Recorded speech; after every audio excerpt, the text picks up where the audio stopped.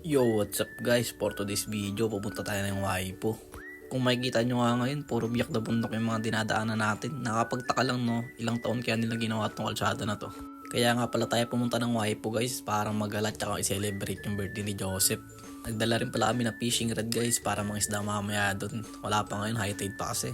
Kay Joseph. Happy birthday. Yung mga sigol guys, nakakita ng pagkain kaya nagsipaglapitan sa amin. Pagtapos namin kumain guys, pumunta na kami sa kabilang area para mangisda. Kung mapapansin nyo nga dito guys, pakulimlim tsaka malakas yung alon. Nung oras na to guys, high tide pa, kaya di kami basta-basta agad nakatawid sa kabilang batuan. Doon kasi yung place guys dyan sa batuan na yan, sa makikita nyo na yan. At nung medyo bumaba na yung tubig guys, ay agad din tayong tumawid sa kabilang batuan para makarami tayo ng mahuhuling isda. At dahil makulimlim nga guys, kaya nabuno tayo ng ulan dito. Nung pagtapos namin yung mamingwit guys, naghanap na kami ng mga shell na pwede mapakinabangan. Samahan nyo ako guys, magkalkal ng mga kung ano-ano dito sa dagat.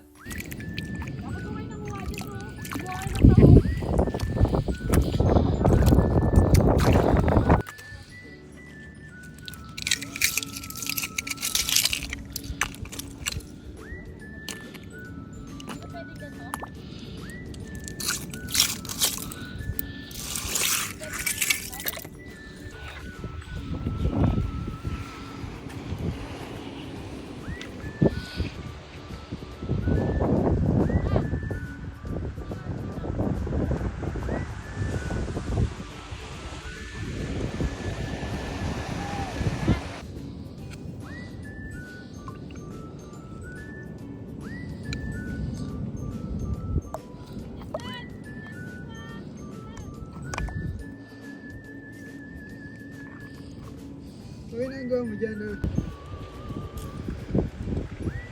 Patago siya sa yan. Sige. Oo, malaki yan oh. Ayan.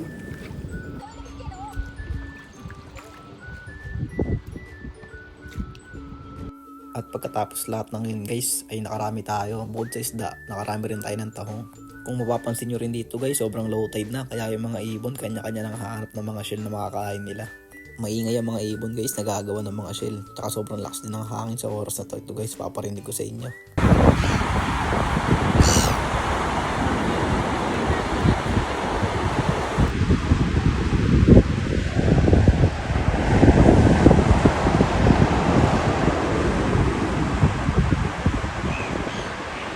Yun lang guys, uwian na. Bago pala tayo umuwi nito guys, dumamon tayo sa kulungan ng mga tupa. Ayun lang guys for today's video. Peace out. Kaya sarap ako picture.